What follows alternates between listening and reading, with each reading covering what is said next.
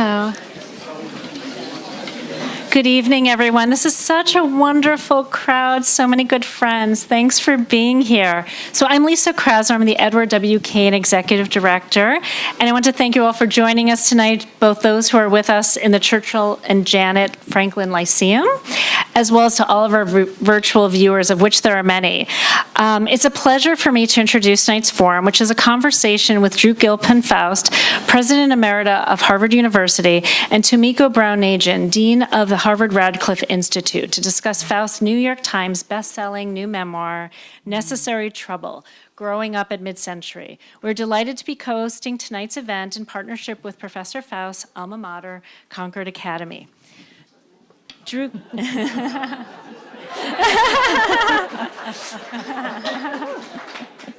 So, Drew Gilpin Faust is a renowned Civil War historian and received her bachelor's degree from Bryn Mawr College, go Bryn Mawr, and her master's and PhD from the University of Pennsylvania, where she was a history professor for 25 years. She came to Harvard in 2001 as the founding dean of the Radcliffe Institute of Advanced Study, and by 2007, Faust was elected as the first woman to lead Harvard, serving as president for 11 years. During Faust's tenure, she led Harvard through the Great Recession, oversaw a record-breaking $9.6 billion capital campaign, sanctioned Harvard's single-gender social clubs, greatly increased financial aid for students, and lobbied fiercely for higher education in Washington. Faust is the author of 7 books, including The Republic of Suffering, Death in the American Civil War, which was awarded the 2009 Bancroft Prize, the New York Historical Society's 2009 American History Book Prize, and was recognized by the New York Times as one of the 10 best books of 2008. And her most recent book, Necessary Trouble, Growing Up at Mid-Century, is a memoir of coming of age in the South, which the Washington Post describes as a thrilling chronicle of awakening and activism. So Tomiko Brown-Nagin is Dean of the Harvard Radcliffe Institute, one of the world's leading centers for interdisciplinary research across the humanities, sciences, social sciences, arts, and professions. She's also the Daniel P.S. Paul Professor of Constitutional Law at Harvard Law School and a Professor of History at Harvard University, an award-winning legal historian and an expert in constitutional law and education law and policy. She is a member of the American Academy of Arts and Sciences, the American Law Institute, and the American Philosophical Society, a fellow of the American Bar Foundation, and a distinguished lecturer for the Organization of American Historians. Her latest book, Civil Rights Queen, Constance Baker Motley, and the Struggle for Equality, explores the life and times of the path-breaking lawyer, politician, and judge. Her 2011 book, Courage to Dissent, Atlanta and the Long History of the Civil Rights Movement, won the Bancroft Prize in U.S. History, among other honors. So after the conversation, we're delighted to have 4 Concord Academy students kick off the question and answer period with questions they have prepared. These students are Anissa Brown, Kevin Du, Lexi Crum, and Mei Zhang, and they're 10th graders who have read Professor Faust's earlier work in their U.S. history class with veteran teacher at Concord Academy, Stephanie Manzella. So please join me in welcoming Drew Gilpin Faust and Tomiko Brown-Nagin.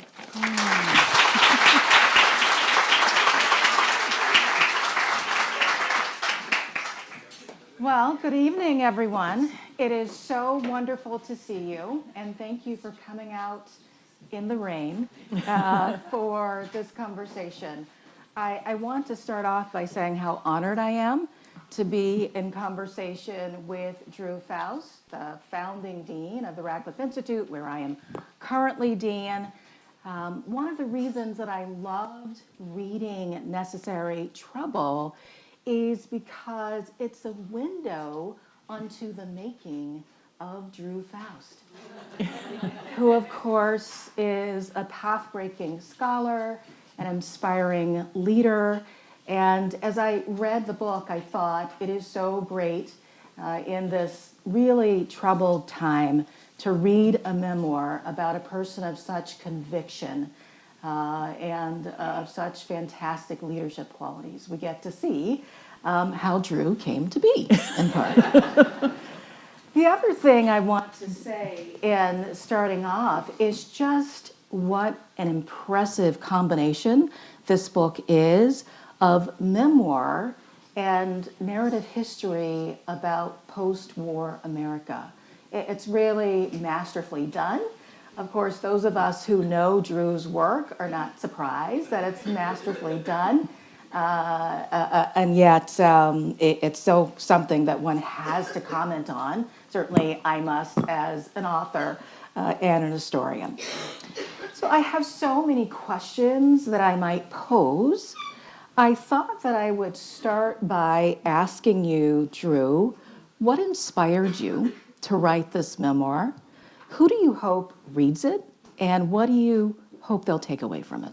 Well, before I answer, Tamika, let me just thank everyone for coming. And I see some familiar faces in the audience that I might have to identify at some point or other, but I won't right away. Only if it becomes relevant in our exchanges. But I also want to say special thanks to you for coming and being in conversation on this rainy night and making the Radcliffe team up here complete. That is right. And I also want to say thank you for your introductory comment about being a historian as well as a memoirist, because I really thought of this as a history memoir, and not everyone has noticed that, and so I'm really delighted that you did. What inspired me to write this, and who did I want my audience to be? Well, I felt increasingly as I got older and older that people just didn't understand how horrible the 1950s were and how much has indeed changed in our society, and that just the everydayness of daily life in the 1950s is so alien in the minds of people who didn't live through it. And that means most of the population that's alive today. And I felt that I'd spent my life as a historian, as I know you have, listening to people, listening to, as you did, to Constance Baker Motley's voice. I listened to voices of women in the Civil War era, or people dying and their relatives mourning them in the Civil War. And I thought, I don't want to listen right now, I want to tell. I've listened for a long time, and I'm going to tell, and maybe someday someone will listen to me. Now, when I thought about who the audience was, of course, posterity, I just sort of said people in the future might turn to this as a primary source and say, what was this era like? But I also wanted to write for young people, because I felt that there's a certain amount of despair abroad in the world. There's a lot of despair abroad in the world, but some of it is around this sense among young people that nothing has changed, and that we have failed terribly at bringing justice to our country, and that we haven't accomplished what we meant to. And part of this appears in Civil War history, where many scholars are now saying the Civil War didn't change anything. The Reconstruction amendments were eviscerated. We haven't brought about equality, and therefore we won't focus on the Civil War so much, and we'll see this long pattern of inequity and the overturning of the suffrage, and then the replacement of slavery with incarceration, and on we go with really terrible things we haven't yet solved.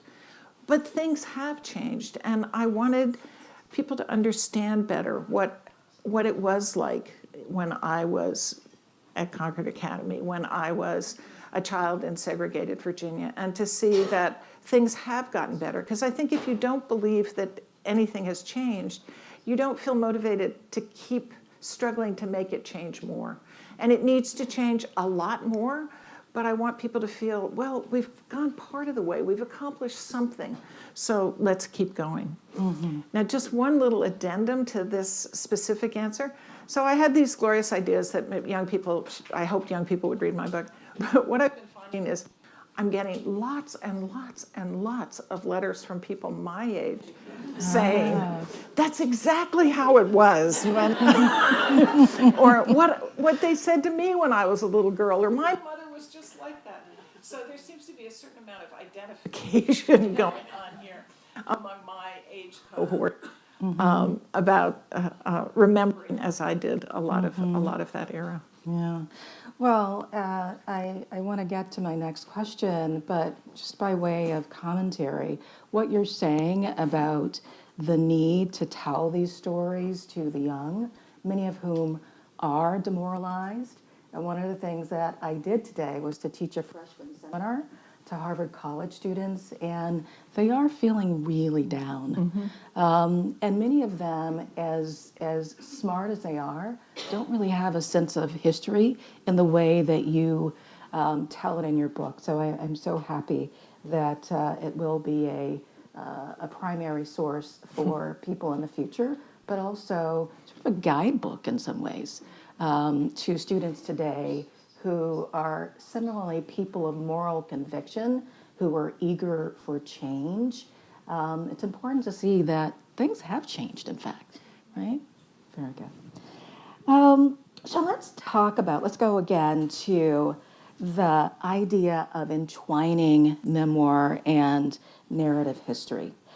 I'm sure, I suspect, our audience would be interested to know how the writing of the memoir differed from, if it did, the writing of the historical monograph. In other words, it's an invitation to talk about the craft of history.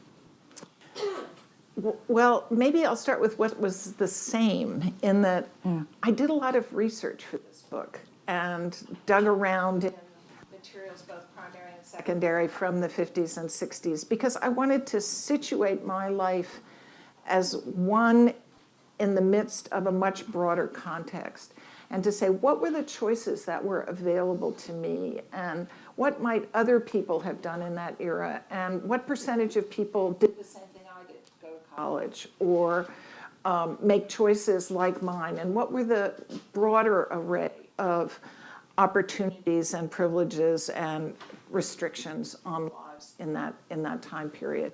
So that sent me out beyond my own life. But there was the core of what a memoir is, which was what did I remember and how did I transport myself back into the feelings that surrounded the historical rendition of my life. And I knew this was a different kind of writing, and so I wanted an editor. I've not worked much with an editor ever before in my earlier books. I just kind of wrote stuff and sent it in, and they said it was published. Not quite, but there wasn't a great set of interactions with Maxwell Perkins over what is the right order of this, and Easy peasy, Jen. But I knew for this book I didn't know what I was doing, and so I shouldn't say that I didn't ever have an editor. People went through it and said, you've got to fix this, you've got to fix that. But I didn't have that constant interaction Yes. in the creation of Right. it and in the conceptualization. I don't mean to sound like I was descending from heaven on a clamshell or something. But I knew I needed an editor for this book who was more familiar with this personal narrative and the way one writes that. And so I kind of shopped around for an editor and ended up with someone quite wonderful named Jonathan Galassi, who is actually a Harvard alum, as it happens, at Farrar, Straus, Giroux. And he gave me trouble. He kept saying, this isn't personal enough. You've got to make it more personal. I said, I don't know how. And what do I do? And there was one particular interchange that might illustrate the nature of this set of interactions. He said, okay, you're telling me all about college, and you're telling me all about the sexual revolution, and you don't mention one boyfriend. And I said, oh God, do I have to put in the boyfriends? Yes, you have to go back and put in the boyfriends. So if any of you have read this book, and I know Tamika will probably identify this right away, the boyfriends are there, and I describe my relationships with them in broad terms, but this is not an X-rated rendition of the boyfriends. And I think I came to appreciate Jonathan's insistence, and he came to appreciate that he wasn't going to get everything he'd hoped for out of me. And so we came to this meeting of the minds. I think he was very pleased with it ultimately, but it is hard to write unburdening your soul if you're a person who kind of steps back and thinks that the way to write is historical narrative. So there was a tension throughout that I told as much of my personal life as I really wanted to. So there you go. Right, so let me follow up that question by asking you to comment, if you will, on how challenging it may have been during the writing process to talk about some of the subjects you discuss, painful family history, in addition to the parts of the memoir that reflect the external world, there's a lot about the internal world, which I imagine would have been very challenging in some degree.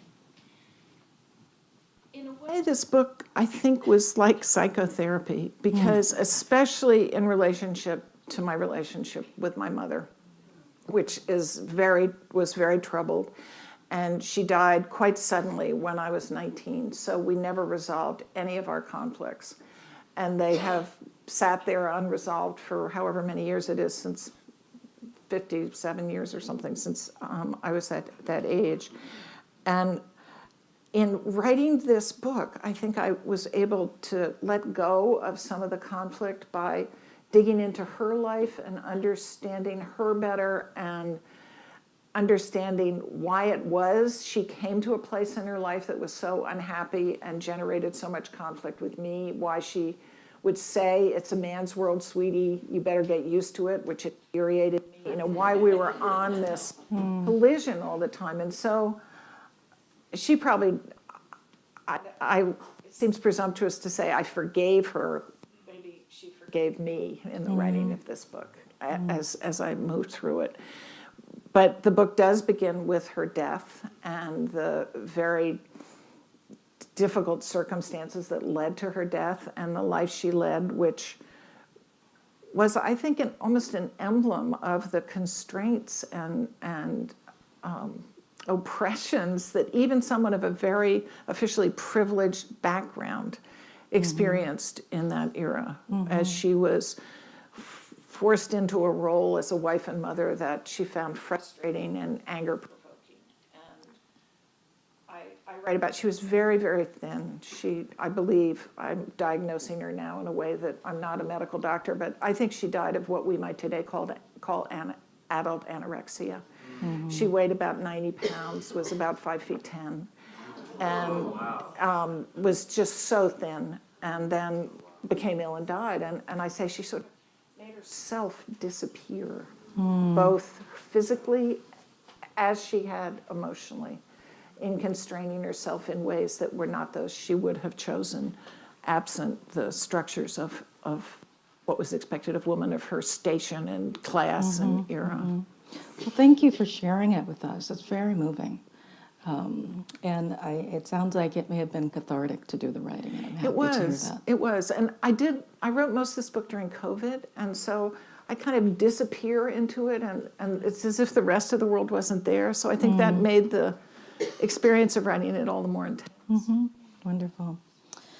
Let's talk about the title of your book, Necessary Trouble, quoting the civil rights icon and Congressman John Lewis, who is a hero of yours, a hero of mine, and of many people.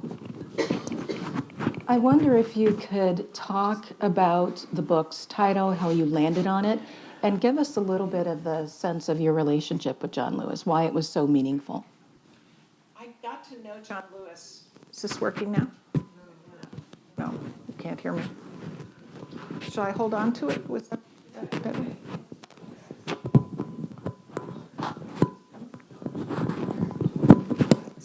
Is that working? Oops. Now that I've destroyed it, it's working. Wait a minute.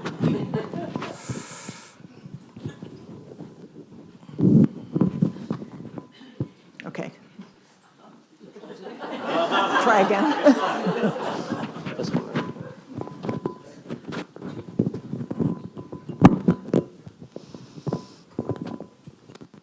Technology. Okay, let's hope. I got to know John Lewis during my presidency at Harvard, and I first encountered him when he came to get an award at Harvard. And then he came then to introduce a speech I gave. I was giving a big speech for the National Endowment for the Humanities, and they said, we're going to ask John Lewis to read a poem before you do that. And I was thrilled. And he read this poem, and I thought, well, he'll read the poem, and then I'm sure he has to leave. He did not. He went and sat next to my husband, listened to my whole lecture, commented to Charles at the end of it, came up to me and talked to me about it at the reception. And I was just blown away by his generosity and by having this hero open himself that way and come and be so fabulous to me. So then he came and gave some talks at Harvard. And at one point I asked him if he would come and speak when we dedicated a plaque to the 4 enslaved workers whose names we had recovered, who had worked for 2 Harvard presidents in a building that still stands on our campus. And this was really the very beginning of an initiative at Harvard to dig into Harvard's engagement with slavery over the years. And Tomiko, I just want to say, has been the standard bearer for this and is really the author of the Legacy of Slavery report at Harvard. She has put enormous amounts of work into this and has done just wonderful things with it. I think it went away again. But he came and he gave this completely beautiful speech, unforgettable day. I think everyone there was in tears as he spoke about what it meant to discover one's history and so forth.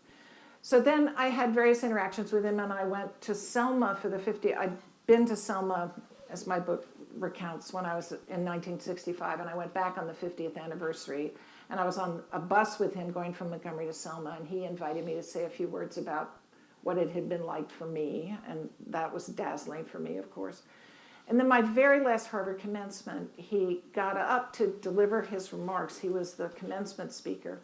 And as he was getting started, he turned to me and he said, "Madam President, thank you for making necessary trouble." So I was more than blown away by that. And when I was thinking about this book and what it ought to be titled, I thought it really is about necessary trouble, about how I had to be what my father said was impossible. And he would say, "Why be difficult when you could be impossible?" And I was a pain in the ass to my family, and they just threw up their hands about me. But I felt I had to make that trouble to survive. And it wasn't a choice, it was an absolute imperative. And so the story of these years of my life were about trouble that was necessary to me. But I thought, I can't just use these words without his blessing, permission. I wasn't sure what I wanted exactly, but I spoke to him on the phone. It was only 2 months before he died. And I said, "Would it be okay with you if I titled my book Necessary Trouble?"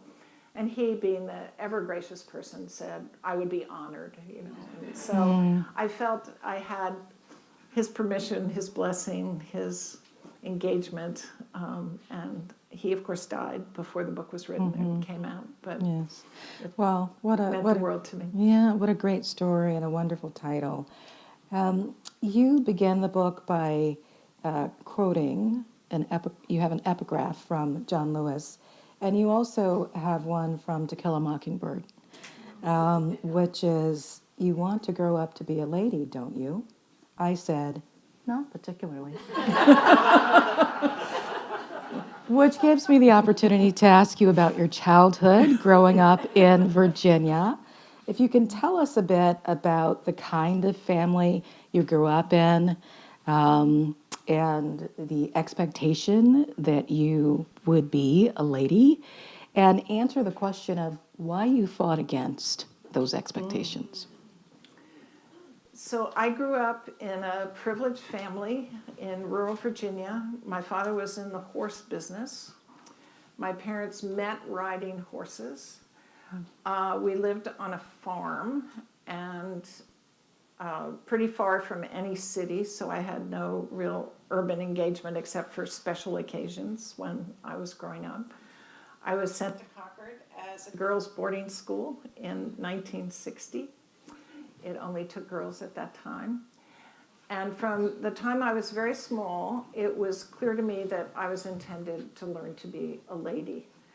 I have 3 brothers, and so all of this came down on me. It wasn't like I could hide behind a sister and say, "You do it, I'm not going to," or "You be the perfect curtsier, I'm not going to do it." But I remember fighting this at a very early age. I don't think I was more than 2 or 3. And my mother insisted that I wear these little lacy underpants on top of my underpants. And she called them fancy pants. Did I get a shock of recognition there? Yes, someone wore fancy pants, yes. So I thought this was absurd. Why do I need 2 pairs of underpants? They itch. You know, my brothers don't have to do this. And I refused. So I was fighting with my mother and this whole notion of ladyhood, especially as it differentiated me from my brothers. Mm-hmm. They got to do stuff I didn't. They didn't have to wear fancy pants. I did. And it was just kind of warfare from early on. And then I don't know whether I tried to be bad at being a lady or I just was, but I did not distinguish myself in the ladyhood domain. I mean, I was always very tall. I was ungraceful. I was, you know, I didn't fit very nicely the expectations even after I'd already put myself in revolt against them. Mm-hmm. Seems like you were a bit spunky, Drew, which is not consistent with that conception of gender. Let me ask you about, you use the word contradictions a lot in the book. In particular, in talking about a contradiction between espoused values and actual conduct. And you use this word in particular regarding race and racial oppression. And you describe an epiphany that revealed these contradictions. I wonder if you could talk about that personal epiphany. So this came about when I was 9 years old and I was being driven home from school by the African-American man who worked for my family and did odd jobs and drove us kids to our piano lessons and scouts and so forth. And he'd pick me up at school and we were headed home and I heard on the radio what I now can figure out was probably a debate about the governor's election in Virginia in 1957. And this was the aftermath of the Brown v. Board decision, when the Supreme Court said that schools need to be integrated. And Virginia said, its white leadership came up with this plan they called massive resistance, which was invented, in fact, by our senator who lived just down the road from us, very close to us in Clark County, Virginia. And it meant we will close our schools rather than integrate them. And so I heard this on the radio, and I said to Rayfield, I said, do you mean that if I were black, I couldn't go to my school tomorrow? He said, not a word. If I painted my face black, I couldn't go to my school? He said, not a word. And I think his silence was as revealing as a yes would have been. And I thought, this is outrageous. What about the Declaration of Independence that I learned about in school? And what about our American nation and all it's meant to be? And what about Christianity and all God's children being equal? All these were the values that had been instilled in me at home and at school, and they were in complete contradiction to what I had just heard. So I went home and I wrote to President Eisenhower to complain. As everyone does.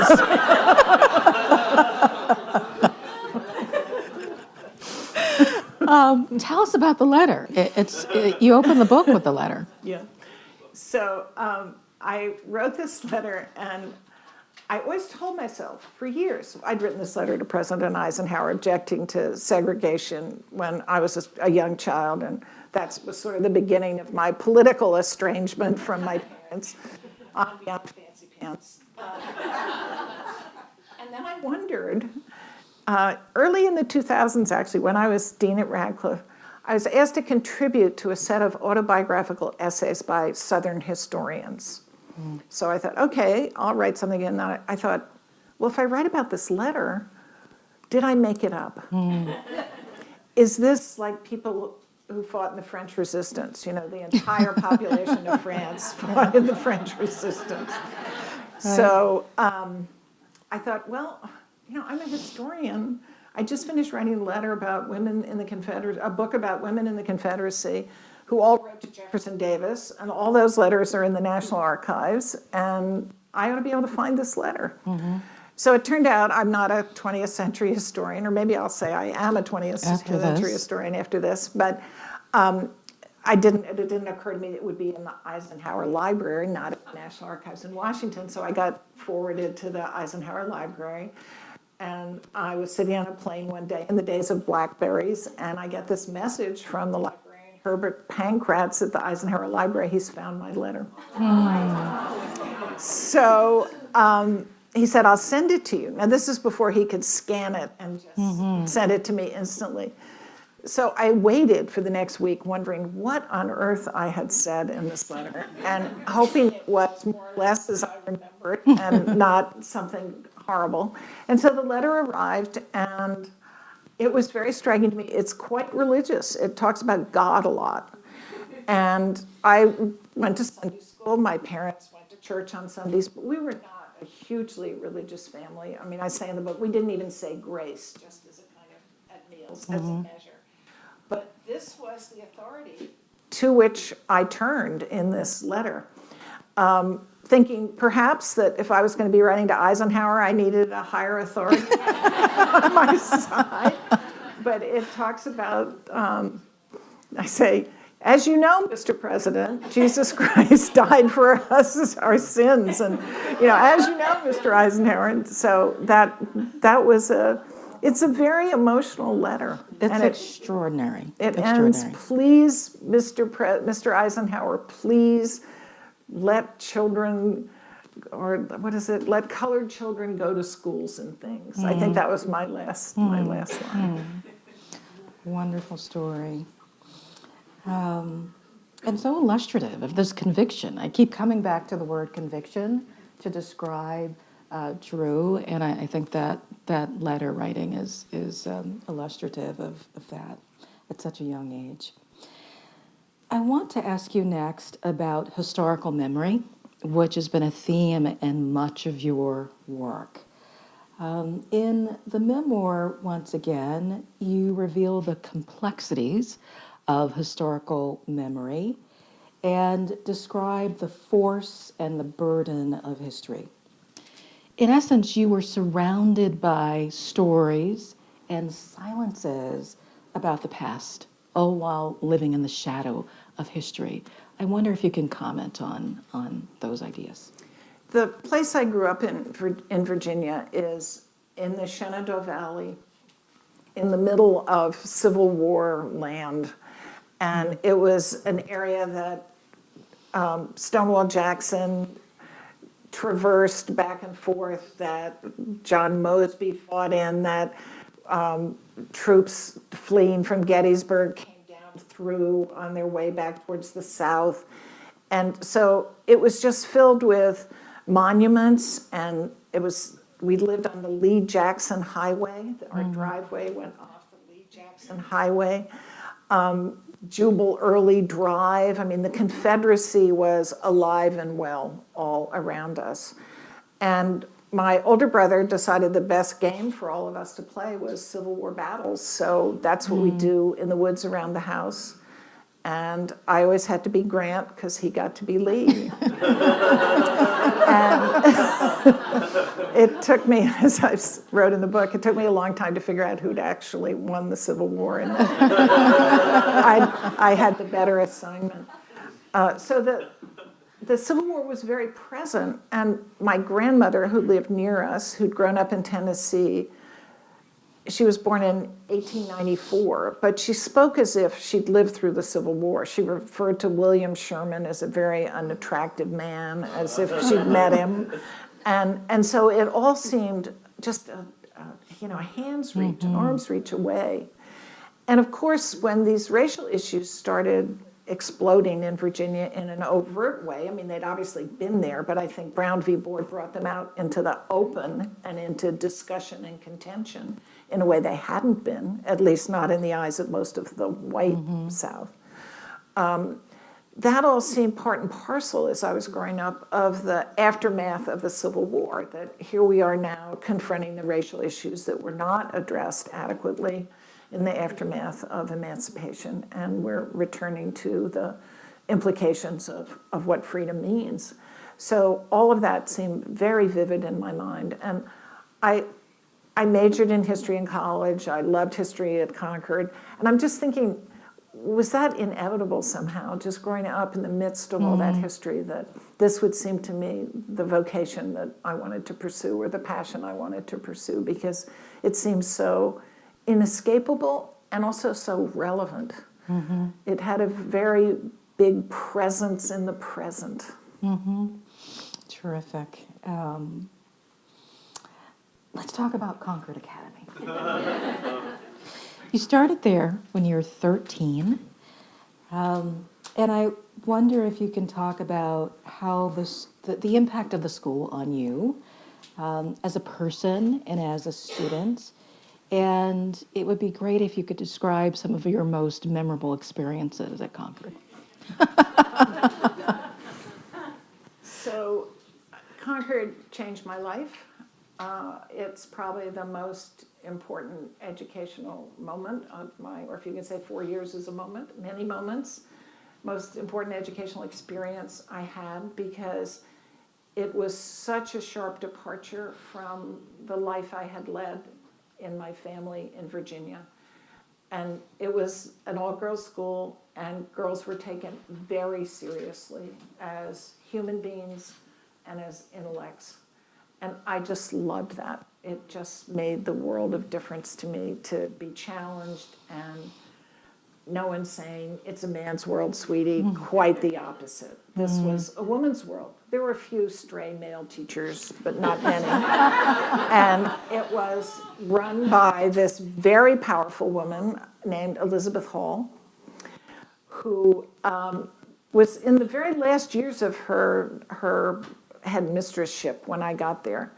But she had the place in her thrall. In her early years, her first year, she drove around in a tractor and built a skating rink. And then she got a band of people to go to New Hampshire with her and take apart an old Free Will Baptist meeting house, board by board, and reassemble it as today's Concord Academy, beautiful Concord Academy Chapel.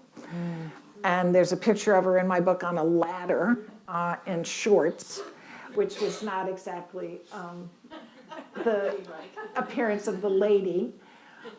And she was also a marvelous public speaker, and she'd give us these moral exhortations at least once a week, sometimes twice a week, about the meaning of life. And we all just sat there soaking up the meaning of life. So the model that she set before us was one of strength and power and personhood.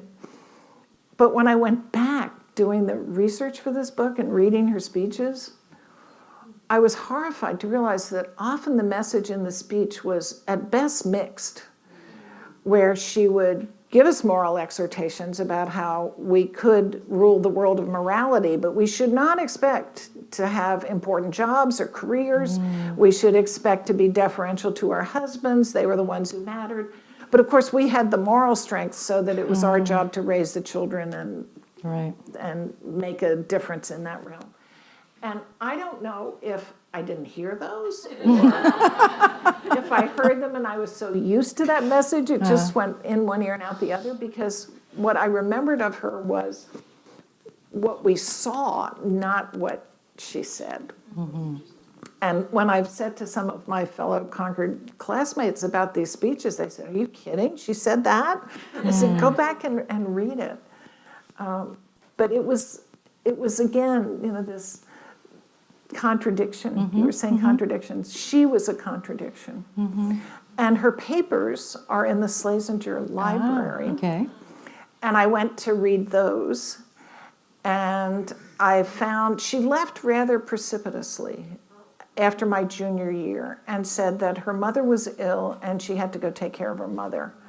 And she went out to Western Mass where her mother lived, and she couldn't be still for 5 minutes. She then founded Simon's Rock, a school where she thought kids were made to wait to go to college too long. So she had a last 2 years of high school, first 2 years of college idea about a new structure for education and founded that school. But when I read her papers, her husband was a professor at the law school, Livingston Hall. And it turns out the real story about why she left is he had a nervous breakdown. And she wrote in one of her letters, "My husband's gone bonkers. I have to leave and take care of him." And so the combination, I think, of her mother's aging, her mother was not significantly more ill in fall 63 than she was in spring 63, but I think her husband's ailment on top of her mother's needs, she just had to be the wife and mother that was one part of her very contradictory balancing of life. And so I'd say interactions with her and sitting there entranced as she inspired us was a really central part of that experience. Let me follow up that question by asking you to reflect on, this was your first extended period of time living in the North. You were one of the few Southern students. I wonder what your impressions were of the North. Well, I had grandparents who lived in New Jersey, so it wasn't that I'd never been in the North.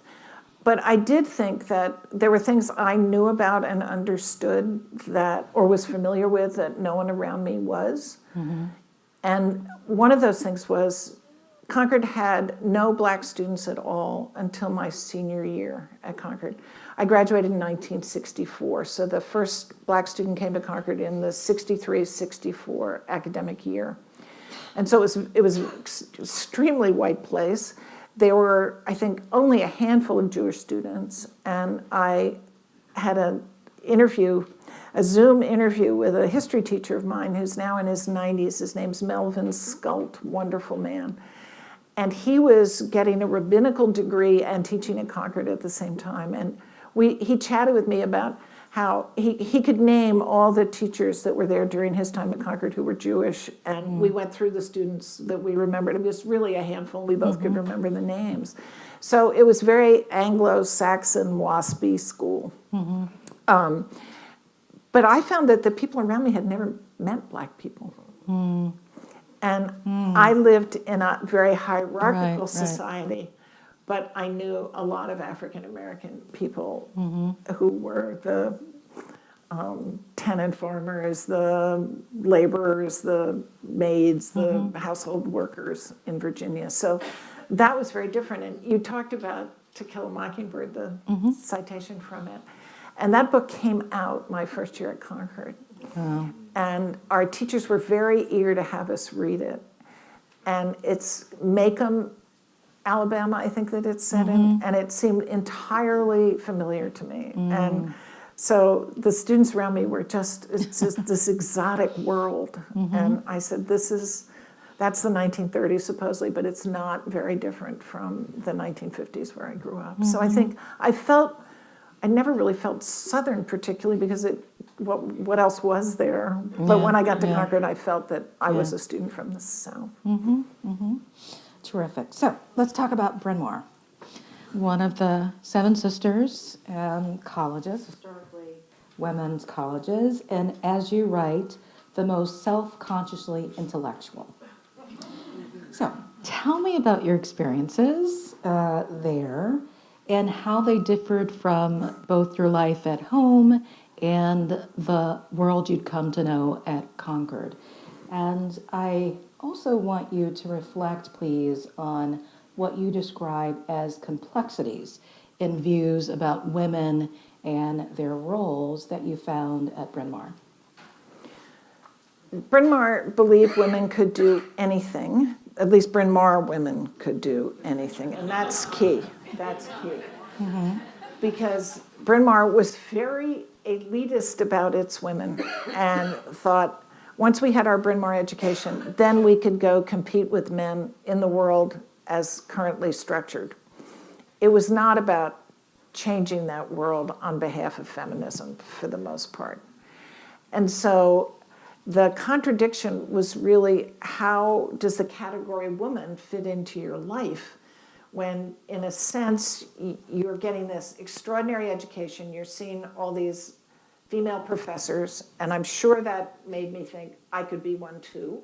And I've often wondered, had I gone to Radcliffe, when in my era there would have been, I think there was one tenured woman in the Faculty of Arts and Sciences in those years. So I probably never would have encountered one. Would I have believed that this would have been a path for me? So there was a sense that I could do anything.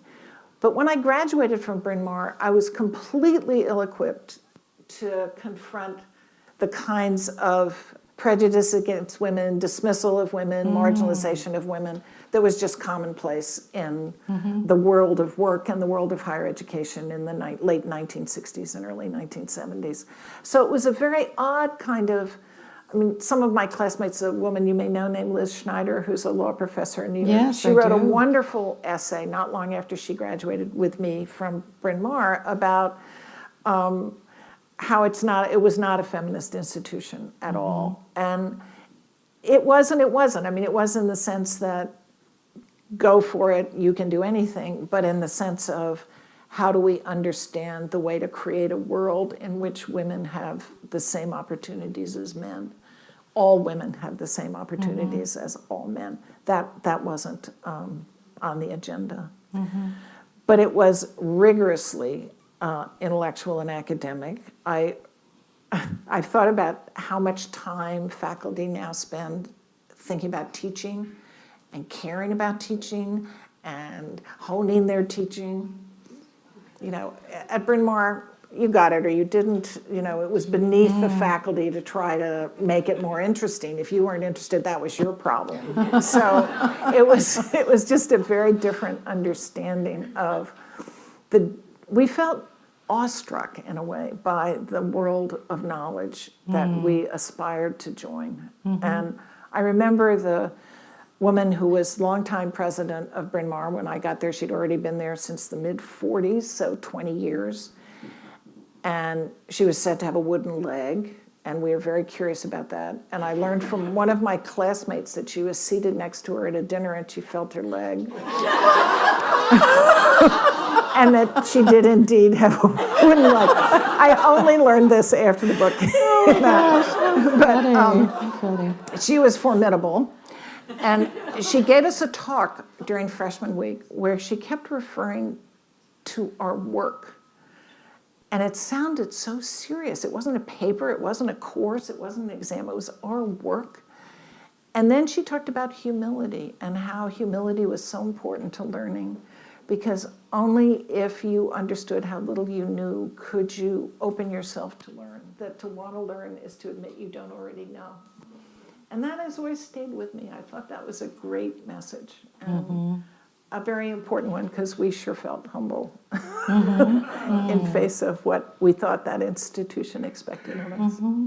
Beautiful. I have one last question for you, and then we're going to turn to questions from the Concord Academy students. And my final question invites you to discuss your activism.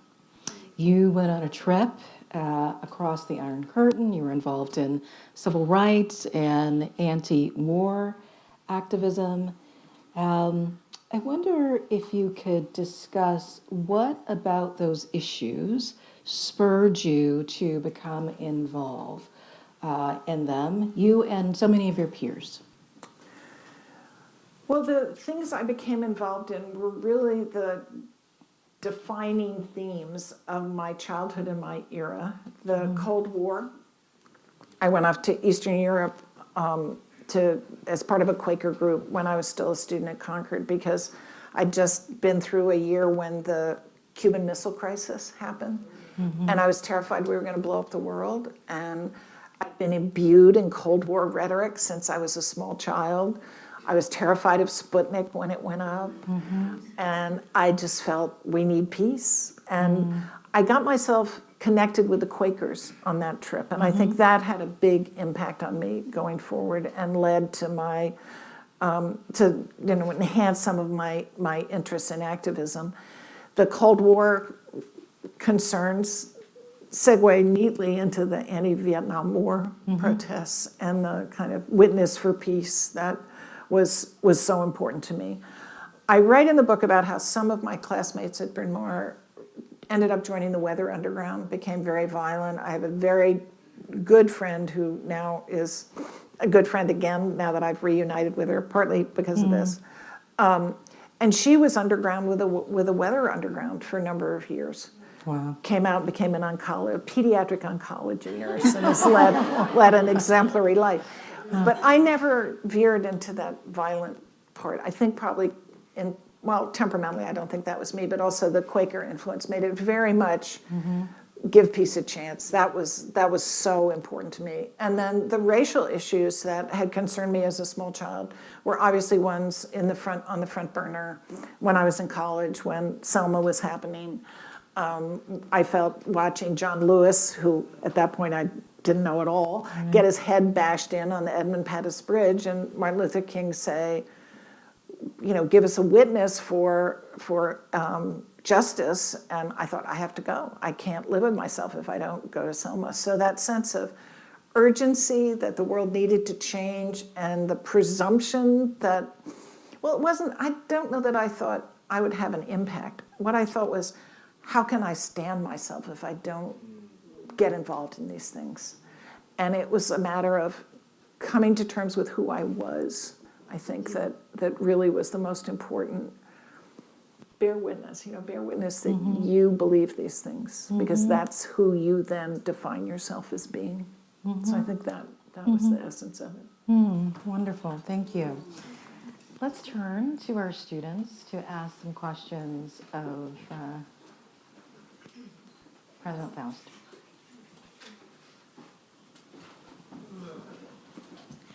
Hi, my name is Lexi, and I go to Concord Academy. Thank you so much for having us. We're all honored to be here.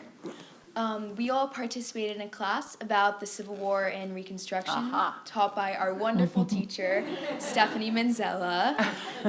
And in this class, we read one of your books, Mothers of Invention. And one question I have is, we're often told that history is written from the perspective of the winners. So I was wondering how you came about writing from, specifically when you're writing about Belle Boyd, writing from the perspective of Confederates, and how you got your information. Mothers of Invention is a book about slaveholding women in the Confederacy. And how I got my information and how I came to write about it. Most of my work has been about people who lived with the unthinkable. And I began my career as a scholar writing about white Southerners who defended slavery, because I wanted to understand how they got up in the morning and looked at the world and lived with themselves. And I think in my advanced old age and having written a memoir, that subject was probably projecting backwards onto my 20th century experience and wondering, how is it that people around me when I was growing up, the society in which I lived, everyone in my family came to just accept segregation as the way of life. And so a lot of my work is about how did the white South understand itself and live with itself. And I was particularly interested in this book in the difficulties and complexities of, if you're a woman and you're dependent and relegated to second-class status, and yet you're a slaveholding woman, so you're not second-class status, you are relegating others to positions of inferiority. And then a war comes along and casts all these identities into sharp relief. What does it mean to be black? Does it mean you're a slave? Well, maybe not anymore. The war is challenging that. What does it mean to be a woman? It now means you may have to go out and plow the fields because the man's gone to war. So all these identities get turned topsy-turvy. And so you can see things in that situation that aren't quite so clear in normal times. So that's really what motivated that. The kinds of materials I used diaries, letters, manuscript collections, a lot of stuff in the Library of Congress. The endless letters from women to Jefferson Davis were a great source. So those are some of the kinds of materials that were richest for me. Thanks for your question. Thank you.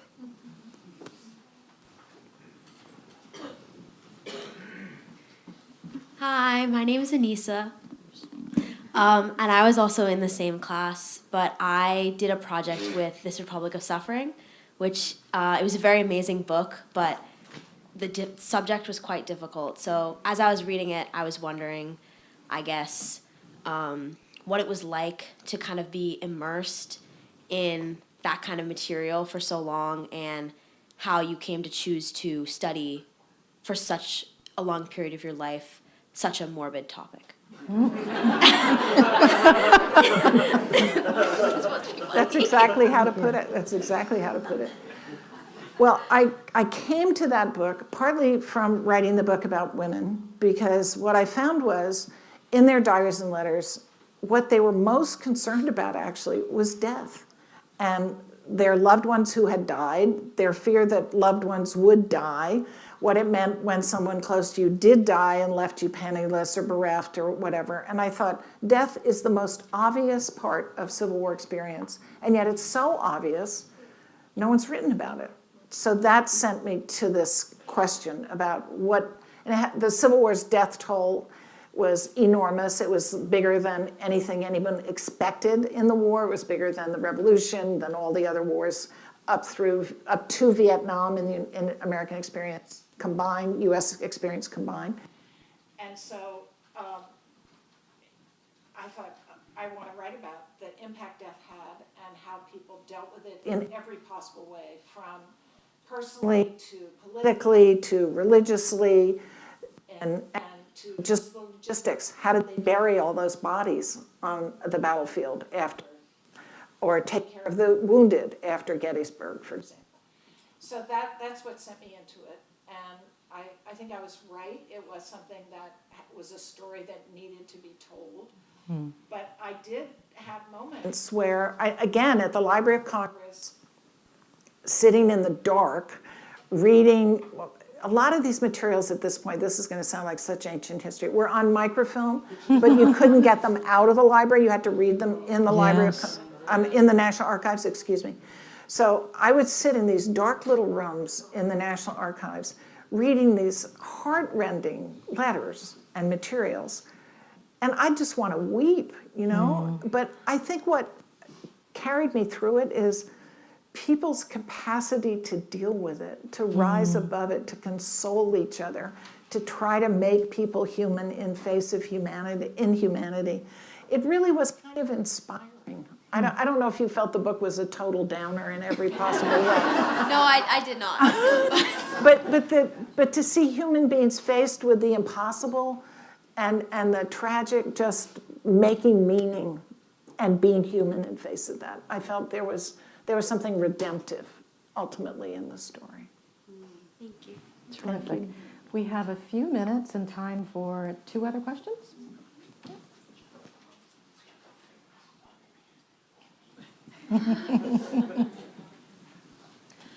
Hi, my name is May, and I'm another student from Concord Academy. And I recently read part of your memoir, and especially focused on the chapter on Concord Academy. And while reading it, I was especially engrossed, not only because of the magnificent writing, but also because there were these moments that I felt I saw myself in, and that made me really wonder about some things. And that ranged from moments like everyday things like roommate talks or things like that, but also this kind of desperation or like hope and also lack of hope for the world that may be part of also everyday conversations. And I was wondering, with all these experiences that you've gained from your schooling, and especially at Concord Academy, I'm sure there have been a lot of directions that you could have taken.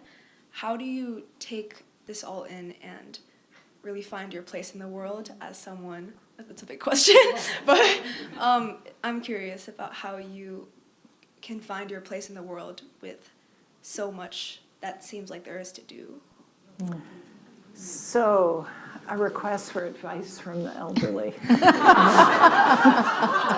I have some advice, and I'd like to situate it in what I see as a big difference between my era and your era, which is when I was growing up and we were sitting around at Concord, we didn't talk about how we were going to be Supreme Court justices or presidents or partners at law firms or presidents of Harvard, because that would have sounded crazy. There weren't women doing those things. Maybe a few scattered partners somewhere, but Sandra Day O'Connor couldn't even get a job when she graduated from law school. And she wasn't that much older than I am. So that meant that I had to be ready for doors that opened that I never expected. And I feel sometimes now that young people plot these courses for their lives and say, I'll do this, and then I'll take the next step on the ladder, then I'll do this, then I'll do that. And they disappoint themselves if it doesn't work out that way. Or they just don't find the path they've set forth as a satisfying one. So I think it's great that it's possible to have ambition now in a way that my generation couldn't imagine. But I hope you don't lose the ability to see a door opening or to change your mind or to find a little bit of serendipity and not feel right now you're a sophomore. Yes, I'm a sophomore. Right now that you need to decide whether or not you're going to be on the Supreme Court. Or whatever it might be. Just let yourself wait for some doors and see where they take you. Get ready, be prepared for a future, but don't preclude surprises. Thank Thank you. you so much. And you have the final question. Hi, so I'm Kevin Dew. I'm also a 10th grader. I was in that Civil War class. I did a research project on naming the dead in the Civil War and also read This Republic of Suffering. I really found a new passion for doing my own research. So my question is just, what advice would you give for us young people doing our own research and potentially even later down the line becoming historians and doing our own work? I just love hearing that question. So Tamika could probably weigh in on this one and should as well, because she's written some marvelous, marvelous histories as well. What advice would I give you? Find subjects that interest you. And sometimes I see students who pick subjects for senior theses or for papers that they end up not really being interested in. So find something that you really care about when you're doing research, because good research can be exhausting and overwhelming and burdensome, but when it's on a question that really matters to you, then it seems like it's just fun. And I think that's a big part of, I think, being a successful researcher. What would you say, Tamika? What would you add? Oh, I thought that was a perfect answer. To a terrific final question. Thank you so much. Thank you. Let's give the students a round of applause. Thank you.